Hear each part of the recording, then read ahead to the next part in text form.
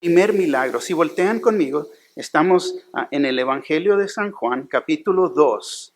El Evangelio de San Juan, capítulo 2, y les pregunto si ya llegaron, ¿no?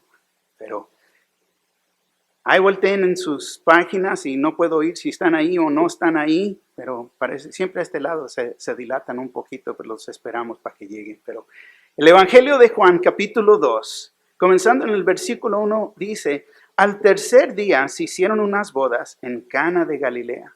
Y estaba ahí la madre de Jesús, y fueron también invitados a las bodas de Jesús y sus discípulos. Y faltando el vino, la madre de Jesús le dijo: no tienen vino. Jesús le dijo: ¿qué tienes conmigo, mujer? Aún no ha venido mi hora.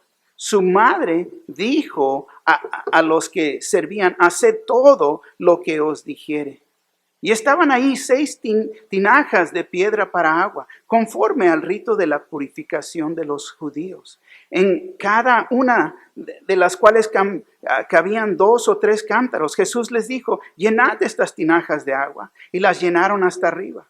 Entonces les dijo: sacad ahora y llevadlo al maestresala. Y se lo llevaron. Cuando el maestresala probó el agua hecha vino sin saber él de dónde era, aunque lo sabían los sirvientes que habían sacado el agua, llamó al esposo y le dijo: todo hombre sirve primero el buen vino, y cuando ya han bebido mucho, entonces el inferior. Mas tú has reservado el buen vino hasta ahora. Este principio de señales hizo Jesús en Cana de Galilea y manifestó su gloria, y sus discípulos creyeron en él.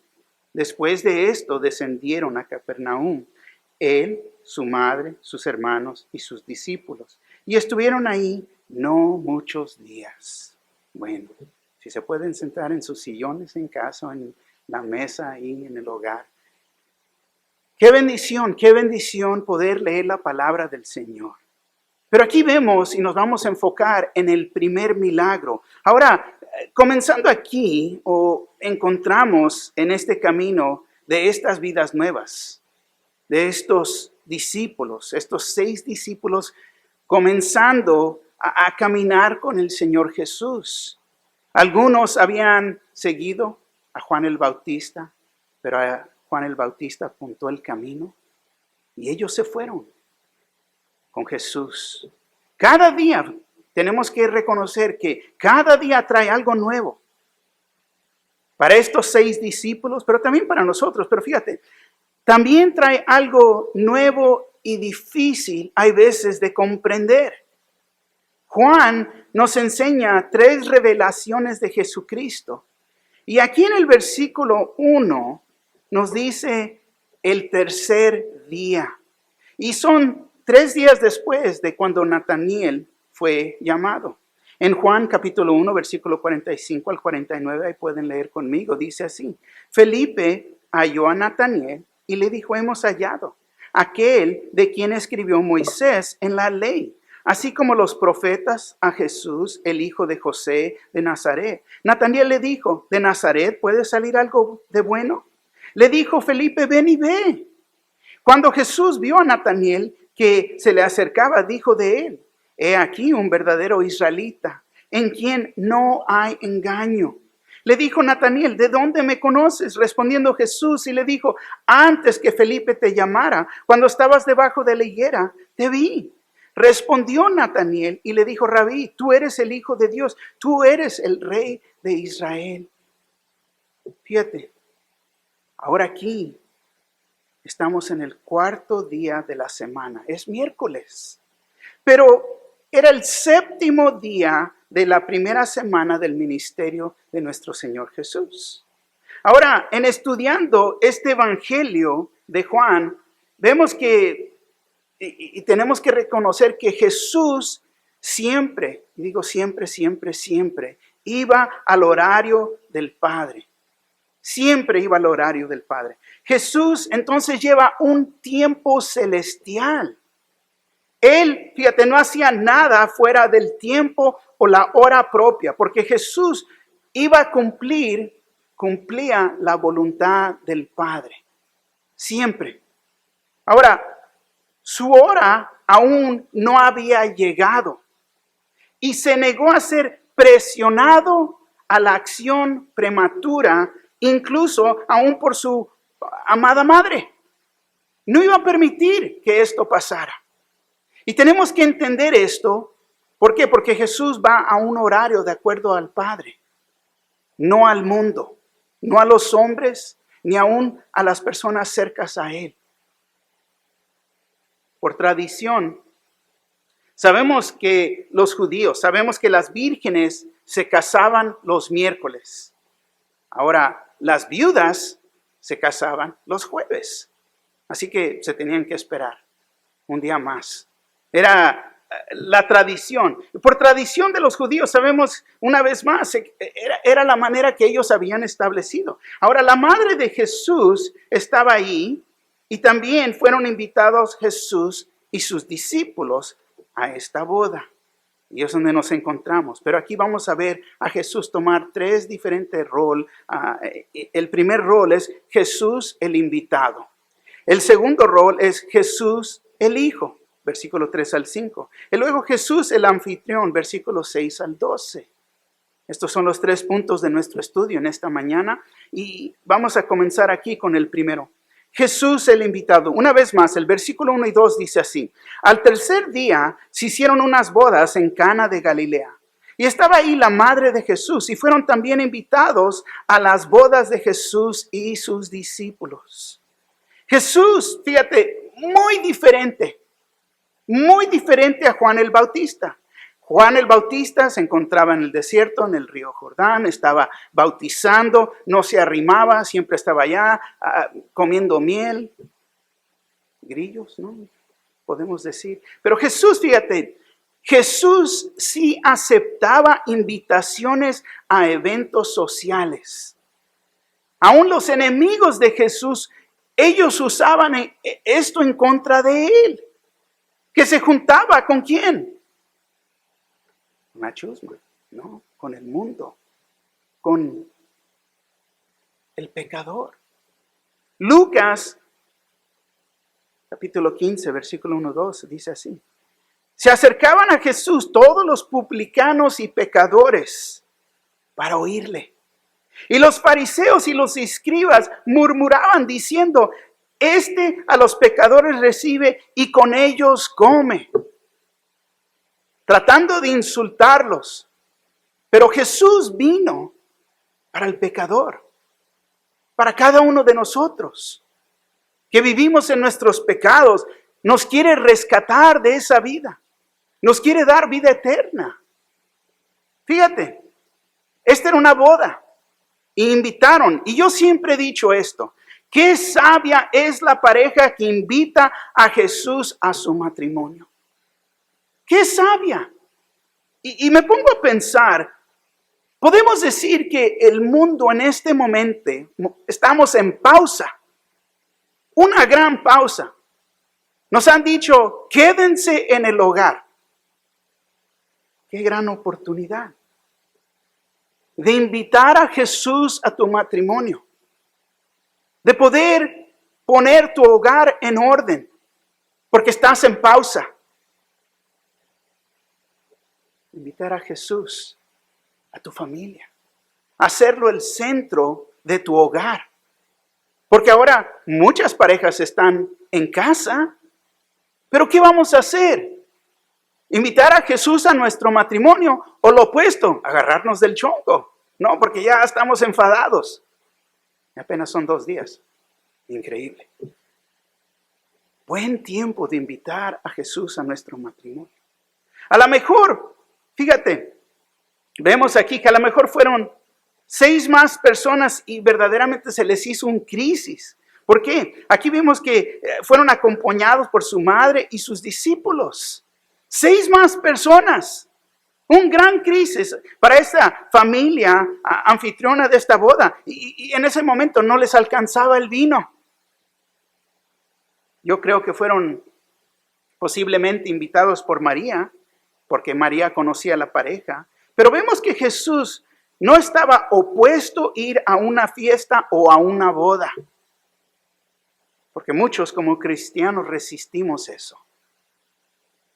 No podemos ir, no. Tenemos una oportunidad Tenemos una oportunidad. Ya cuando ya se comienza a escalar la situación, es tiempo de decir, nos vamos.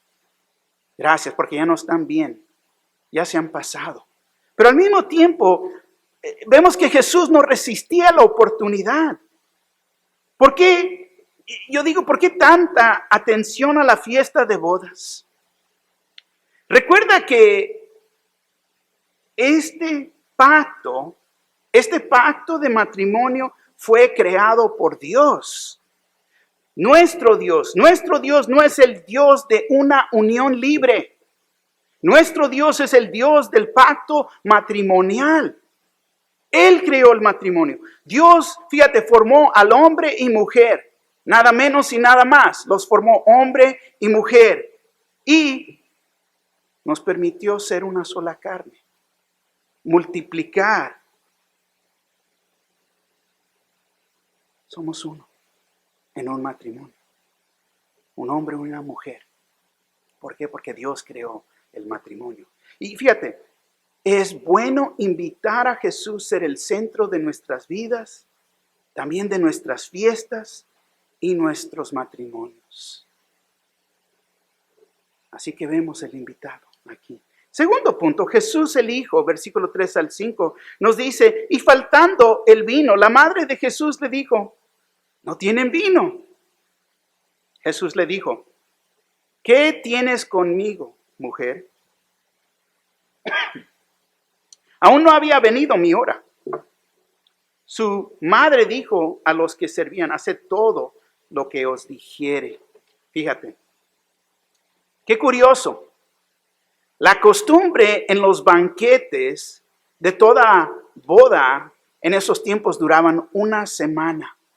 Y fuera una gran vergüenza para el novio y su familia si las provisiones o el vino no alcanzara para todos los invitados en esa semana. Wow, una semana completa. He leído que aún se les pudiera haber dado una multa a la familia. ¿Se pueden imaginar? Una multa que viene la patrulla ahí atrás de ellos, no, llega. Favor de hacerse un lado su licencia de matrimonio. Por favor, a ver, la registración de este evento. ¿Y qué? Nosotros, ¿qué es lo que decimos, no? Cuando llega la visita, para que alcance. No, échale agua a los frijoles, para extenderlo. Y eso es sencillo para nosotros, pero para ellos era verdaderamente una gran vergüenza. Y muy posible, me da más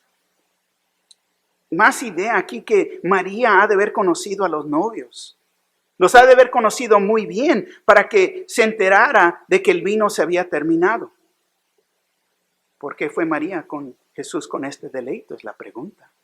¿Por qué se le arrimó a Jesús? ¿Estaba esperando que él hiciera algo? O quizás María se enteró del problema simplemente porque estaba sirviendo o ayudando en la cocina. Muy posible. Pero fíjate lo que dice el versículo 3. Y faltando el vino, la madre de Jesús le dijo, no tienen vino. Y tenemos que notar que María no le está diciendo qué tiene que hacer. No lo está dirigiendo, simplemente le está reportando la situación. Es todo. No hay vino, ya no tienen vino, el vino se acabó. Entonces, el modo en que le contestó Jesús, y muchos han tenido problema con esto, porque piensan que fue rudo en el versículo 4, y es al revés. Para entender es al revés. En la manera que contestarle y decirle mujer era de respeto. Era de respeto. Recuerda que es una temporada muy diferente, una época diferente en esos tiempos. Jesús le contestaba con respeto, mujer, ¿por qué me envuelves en esto? Porque ya Jesús era un adulto.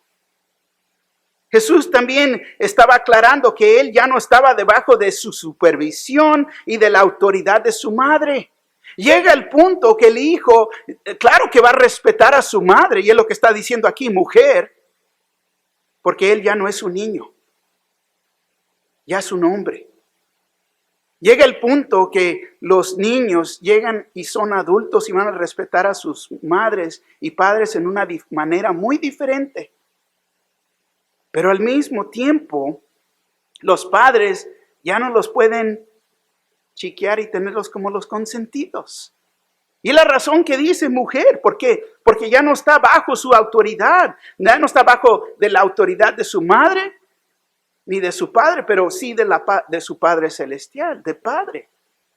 Ahora, para entender y no decir, pues, no, mira, falta de respeto. No, fíjate lo que dice el versículo 4. Jesús le dijo, ¿qué tienes conmigo, mujer? Aún no ha venido mi hora. Y fíjate el motivo, ¿por qué le dice esto? No ha venido mi hora. No ha venido, aún no ha venido mi hora. Y aquí vemos una de las enseñanzas que Juan quiere que entiendamos. Necesitamos entender que Jesús vivía, como ya he dicho, en un horario celestial. Aquí le dice de esta hora, su hora. Todo el plan de Dios iba a su tiempo. Todo el plan de Dios iba a su tiempo. Era lo que iba a hacer.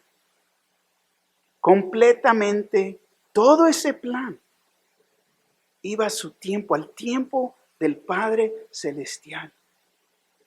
Increíble. Mira, voltea conmigo. Vamos a ver aquí en el Evangelio de Juan. Volteen al capítulo 7 del Evangelio de Juan. Ahorita tenemos tiempo. Fíjense lo que, llegando ahí a Juan, capítulo 7. ¿Ya llegaron? Juan 7, el versículo 30. Fíjate lo que dice.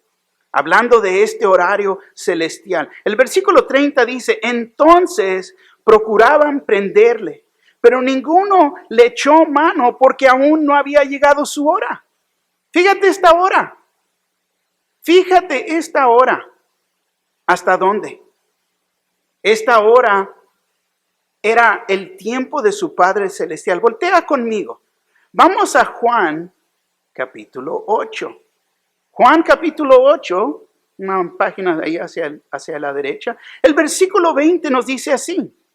Estas palabras habló Jesús en el lugar de las ofrendas, enseñando en el templo, y nadie le prendió, porque aún no había llegado su hora.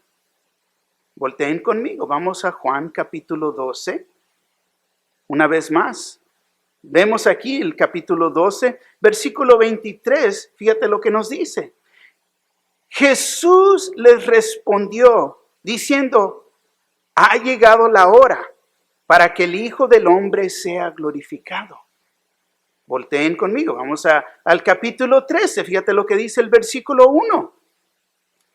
Antes de la fiesta de la Pascua, sabiendo Jesús que su hora había llegado, para que pasase de este mundo al Padre, como había amado a los suyos que estaban en el mundo, los amó hasta el fin. Su hora había llegado. Volteen conmigo. Vamos a Juan capítulo 17. El capítulo 17, versículo 1, mira lo que dice. Estas cosas habló Jesús, y levantando los ojos al cielo dijo, Padre, la hora ha llegado. Glorifica a tu Hijo para que también tu Hijo te glorifique a ti. Fíjate, este concepto de hora, el tiempo, el horario, me ayuda a entender que Dios tiene un gran plan. Y nosotros, fíjate, somos parte de ese plan. Y de acuerdo a su plan siempre lleva su horario, no nuestro horario. No es a nuestro tiempo, es a su tiempo. Todo lo que pasa en este mundo, aún lo que estamos viviendo hoy en día, es porque lo ha permitido. Y es con un propósito. Y verdaderamente, te voy a decir, los que se estaban enfriando, se pueden alejar en estos momentos de Dios. Pueden caer, se pueden alejar, en vez de arrimarse. ¿Por qué? Porque la contabilidad es difícil. Este es el tiempo de levantar el teléfono. Hermano, hermana, ¿cómo estás? Estás leyendo tu Biblia, estás orando, tienes necesidad. Y me encanta que aquí en nuestro ministerio hispano hay una cadenita de oración. Y en esa cadenita de oración, no estoy jugando, verdaderamente sí necesito papel del baño. Y ahí andan correteando. ¡Qué bendición! Porque el verdadero creyente, te voy a decir, el verdadero creyente se va a arrimar a Jesús más en este tiempo tan difícil. Pero el que está inestable, hay un gran peligro de enfriarte y alejarte. Pero vemos que es el horario de Dios. Él no desea que nadie se pierda, pero que vengan a salvación. Nosotros tenemos parte en este gran plan. Somos su cuerpo, somos la iglesia. Tenemos la habilidad de detenernos de Dios, de presentar el evangelio, de orar por personas, orar por nuestro país, orar para que Señor oiga nuestras peticiones acerca de este virus. Pero es a su tiempo. Cuando oramos, tenemos que reconocer que el Señor nos contesta nuestras oraciones en una de tres maneras. Sí, no, y quizás ahorita no, quizás al rato. Espérate. ¿Por qué? Porque Él sabe lo que es mejor para nosotros de acuerdo a su tiempo. Cuando oramos y el Señor no nos contesta, porque es muy posible que quizás nos está diciendo, no es el tiempo correcto. No es el tiempo correcto. Fíjate lo que dice el versículo 5. Su madre dijo a los que servían, haced todo lo que os dijere. Fíjate con quién está hablando. Con los que le servían. Fue Jesús el que resolvió este problema, no María. Y María simplemente apuntó el camino. ¿A quién? Hacia Jesús. Es lo único que hizo. Las palabras de María a los siervos nos revelan que ella tenía confianza en Jesús. ¿De qué? De dejarlo hacer lo necesario.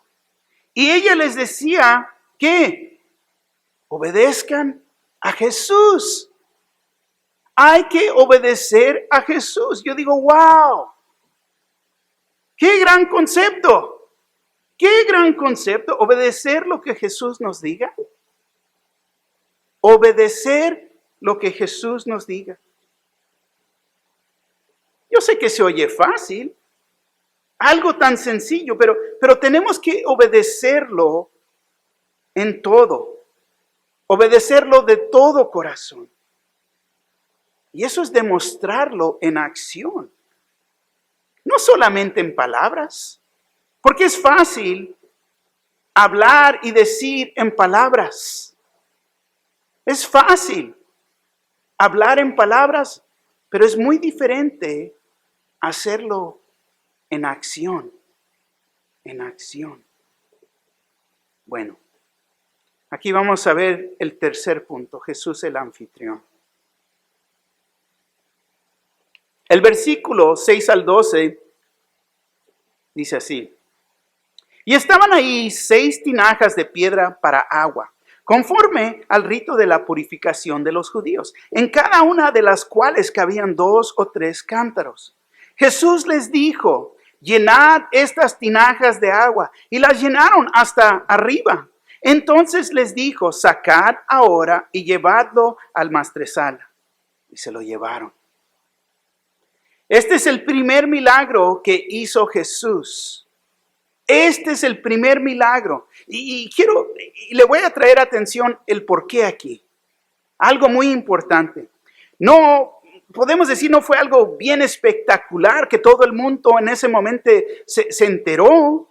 Pero fíjate, solo María, los discípulos y los siervos, ellos sabían lo que estaba pasando, lo que estaba ocurriendo. Solamente los siervos, los que están en liderazgo en la iglesia, a veces se enteran solamente de lo que está pasando.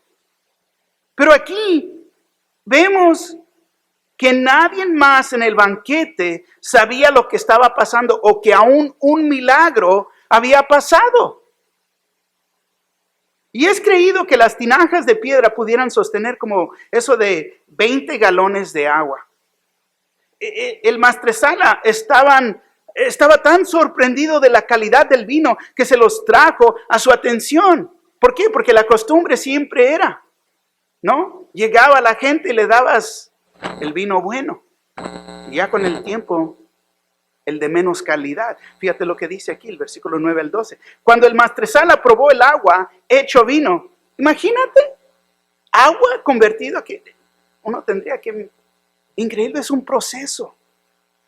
Pero fíjate, cuando el maestresala probó el agua hecha vino sin saber él de dónde era, aunque lo sabían los sirvientes que habían sacado el agua, llamó al esposo y le dijo, todo hombre sirve primero el buen vino. Y cuando ya han bebido mucho, entonces el inferior. Mas tú has reservado el buen vino hasta ahora.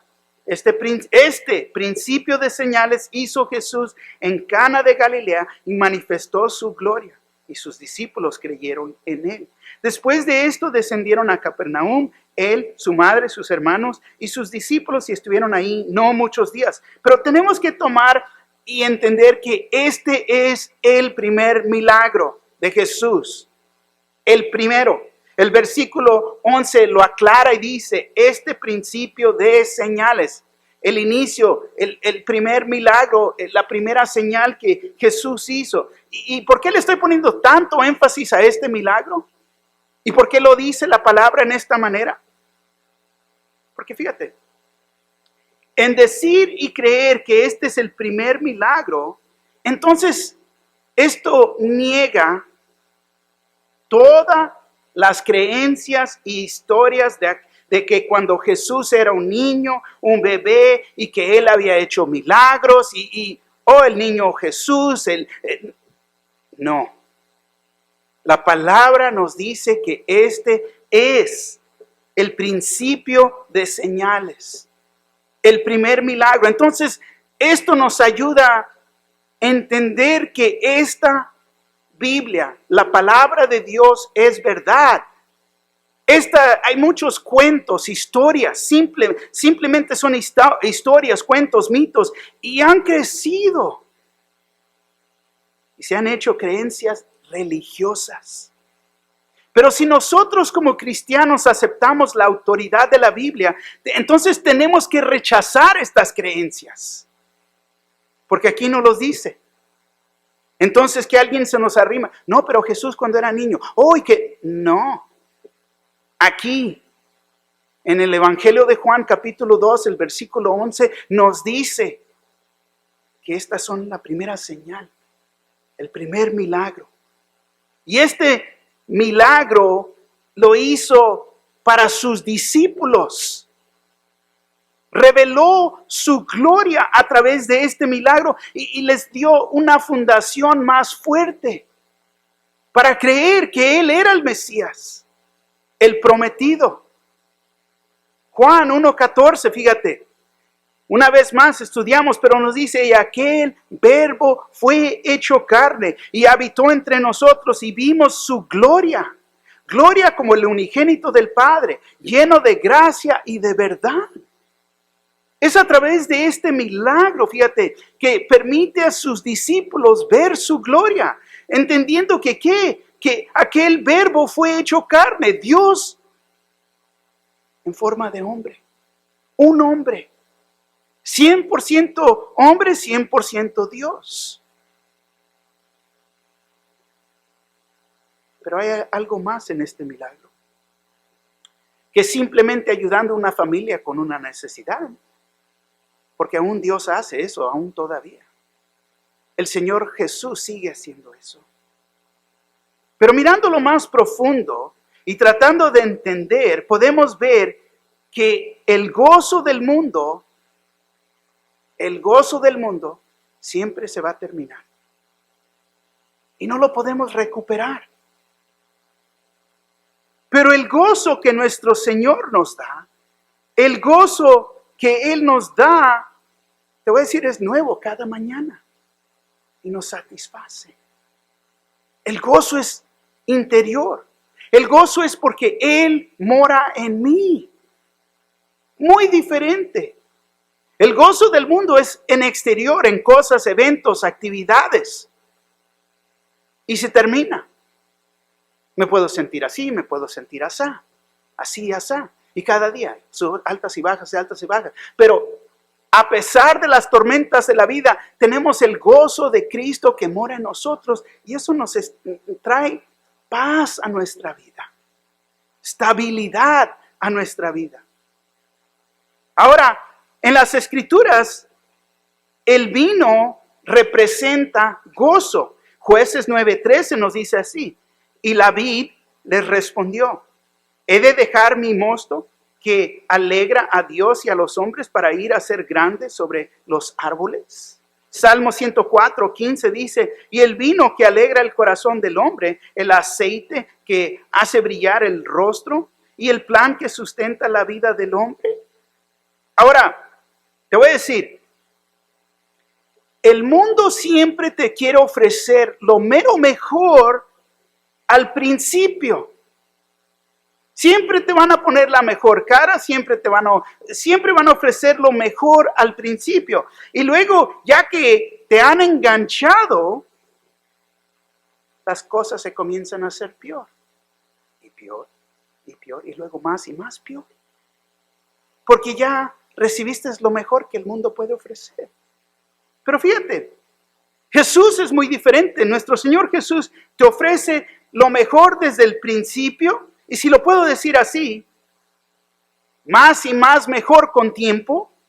Y mucho más mejor. Y te voy a decir, hasta el fin, lo mero mejor. No es opuesto, no va al revés. Va hacia así. El mundo comienza así y va para abajo. Lucas 22:18 nos dice: porque os digo que no beberé más del fruto de la vid hasta que el reino de Dios venga.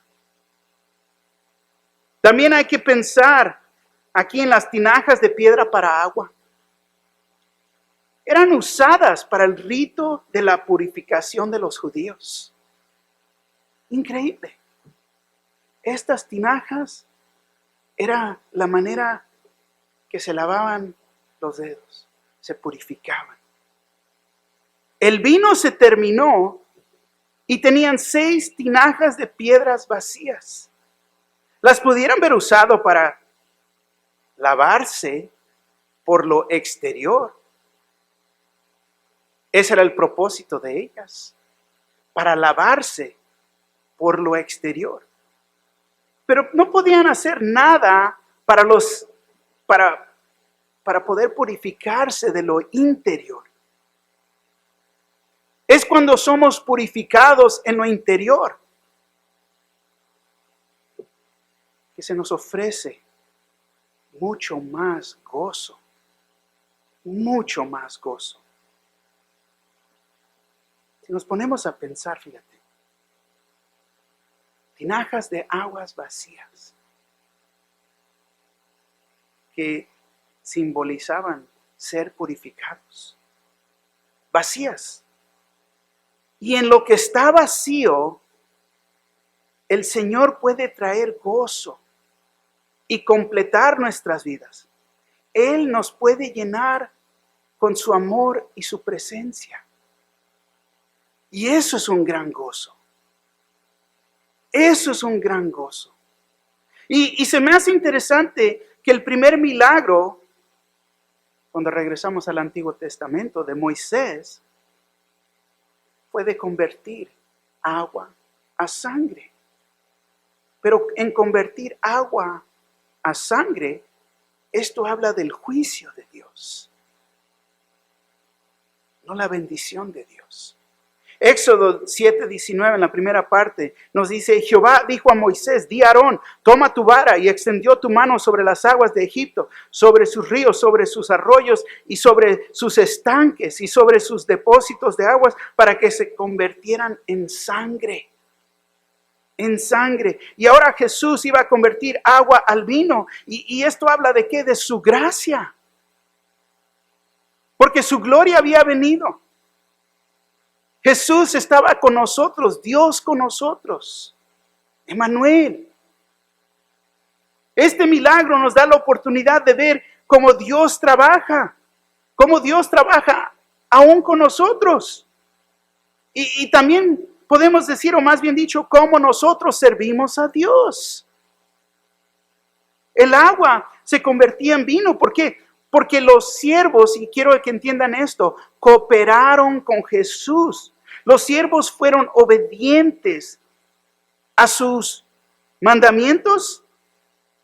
Sí, pero no a los 10 mandamientos, pero a las instrucciones que Él les estaba dando. Y quiero que entiendan esto. Este es un ejemplo de obedecer sin entender. Oh, sí, pastor, yo hago, pero explíqueme otra vez más. ¿Qué necesito? No, y fíjate, obedecer sin entender. El Señor Jesús hay veces nos dice que necesitamos hacer esto. Pero es que me lo tienen que explicar. Es que tengo temor. Y tenemos muchos peros. El ejemplo de obedecer sin entender es por fe. En fe. Y si vemos otros milagros en el Evangelio de Juan, podemos ver la cooperación de los siervos. Que ellos estaban dispuestos. No se les tenía que rogar, no se les tenían que decir, llega a tal hora. Ellos llegaban antes de ¿qué? De tiempo. ¿Por qué? Porque quieren cumplir con Dios. Vemos esta cooperación en la alimentación de los 5,000, en Juan capítulo 6. Cuando Jesús sana a un ciego de nacimiento, en Juan capítulo 9. En la resurrección de Lázaro, en Juan capítulo 11. Y ponte a pensar, si distribuimos pan, lavamos el lodo de los ojos de alguien, o ayudamos en remover la piedra de una tumba, estamos asistiendo a Jesús en hacer un milagro.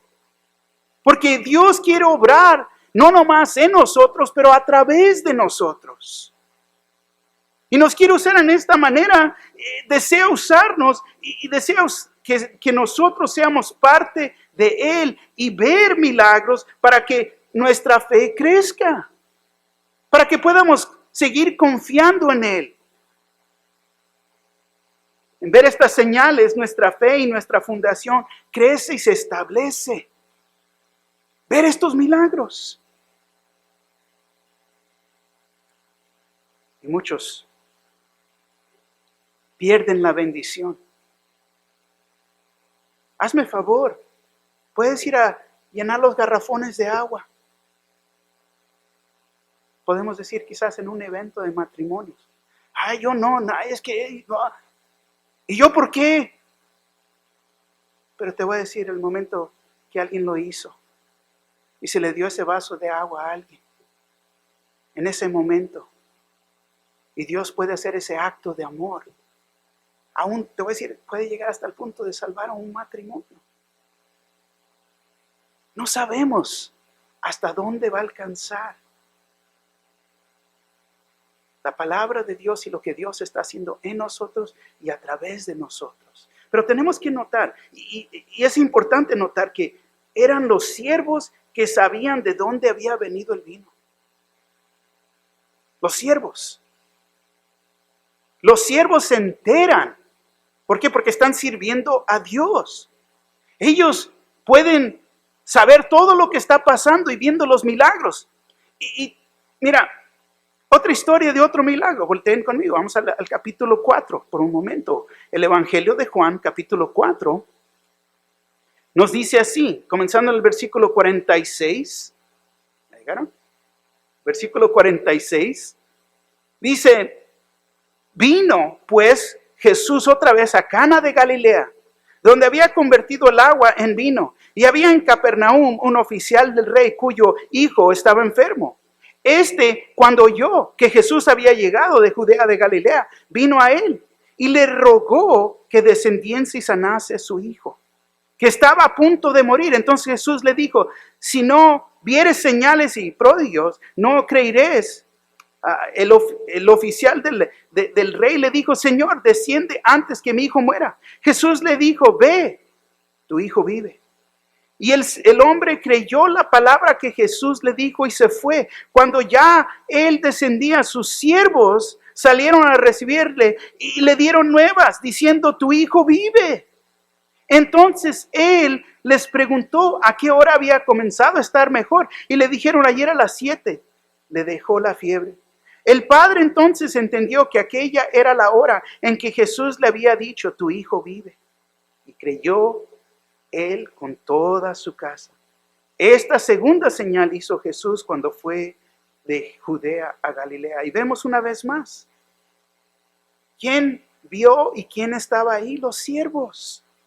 Estaban participando y viendo, ellos verán milagros, veremos milagros. Los que están sirviendo, muchos vienen y asisten a la iglesia, pero van y vienen y no están aquí para servir, pero están aquí para ser servidos. Y muchas veces no apreciamos lo que tenemos hasta cuando lo perdemos. Y ahorita nos encontramos en esas meras circunstancias. Pero tenemos la oportunidad de servir al Señor y ver milagros aún más grandes. Pero fíjate, no nomás somos siervos. La palabra dice que somos sus amigos, Juan 15:15. Ya no los llamaré siervos porque el siervo no sabe qué hace su Señor, pero los he llamado amigos porque todas las cosas que oí de mi Padre os las he dado a conocer. Fíjate, tenemos que saber que el vino era el trago común de ese día. Nunca sabías lo que... No había botellas de agua. No sabías si el agua te iba a dañar. Pero no podemos usar este milagro como el ejemplo para alegar que, pues uno puede tomar tragos alcohólicos. Porque el mundo lo usa de esta manera. Y ellos hasta aún más nos preguntan, pero ¿no fue cierto que Jesús convirtió agua a vino? Y muchos, no, pero es que no era vino. Y era vino de mejor calidad.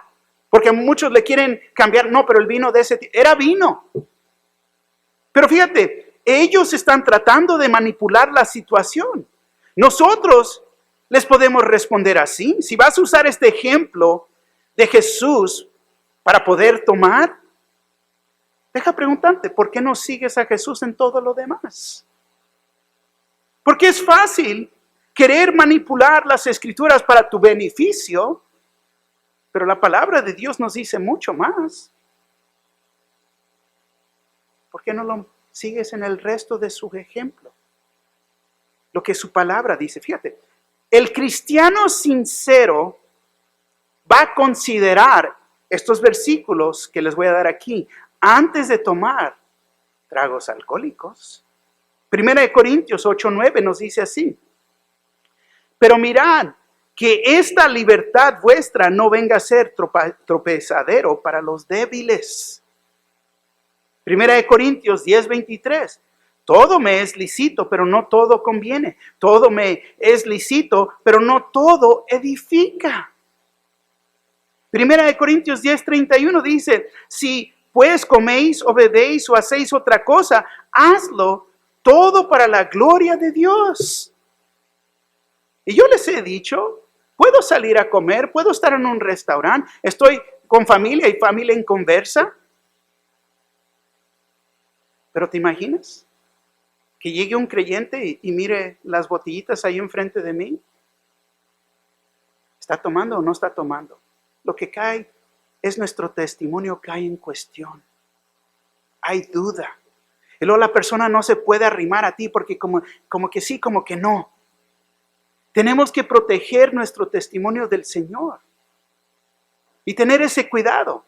No, pues si Él lo hace y está bien, pues también para mí.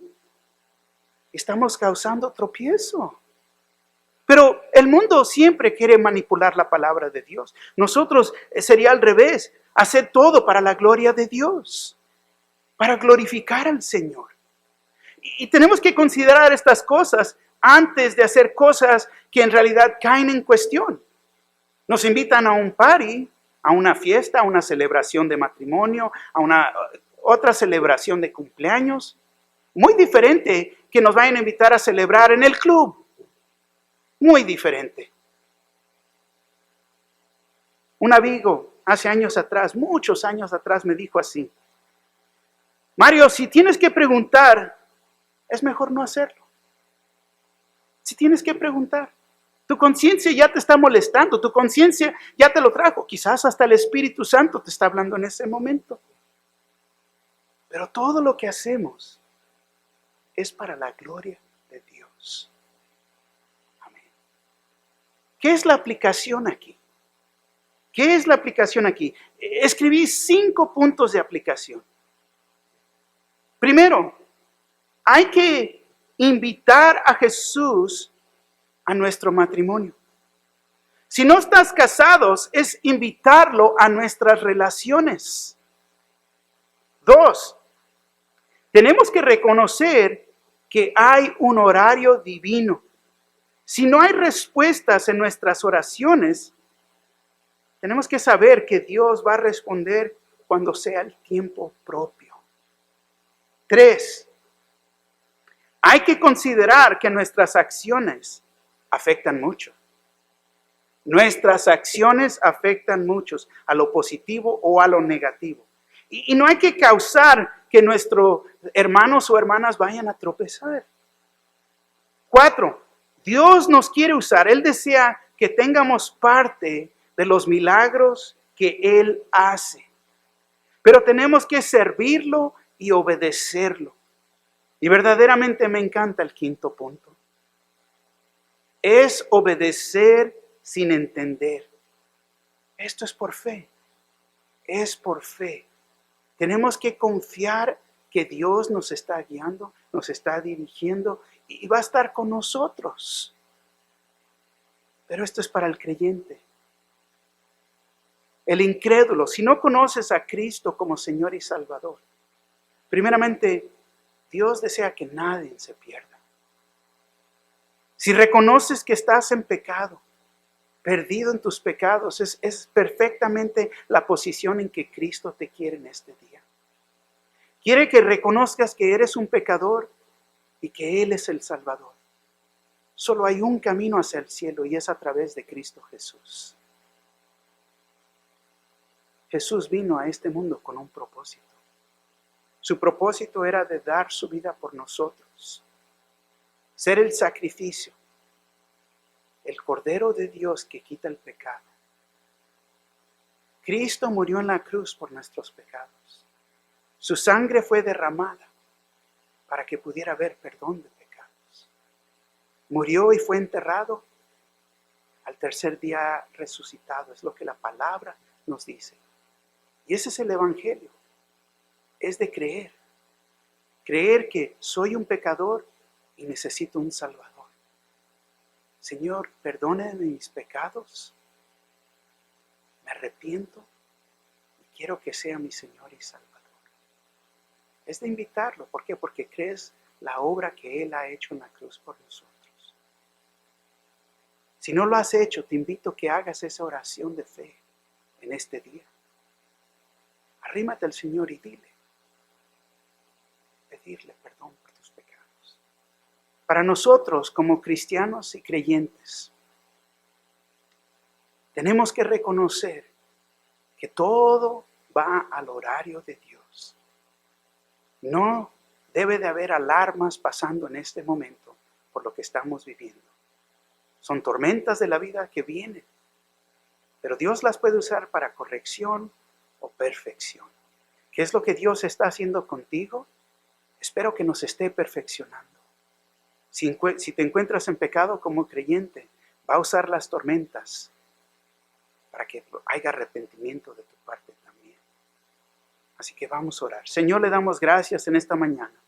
Gracias que hemos podido estudiar su palabra, vernos arrimado y estado aquí en compañerismo, Señor, con usted. Pedimos que su Espíritu Santo, Señor, tanto como su palabra, que los use, Señor, en este día, para salvar a aquel que no lo conoce, Señor. Señor, nos rendimos ante usted y le damos gracias, Señor, que aún hoy en día hace milagros. Y le pedimos, Señor, que haga un gran milagro y que este virus ya pare, para que nosotros podamos regresar y estar congregados como una congregación, Señor, sirviéndolo de todo corazón y amor. Le damos gracias. En el nombre de Jesús, su pueblo dice.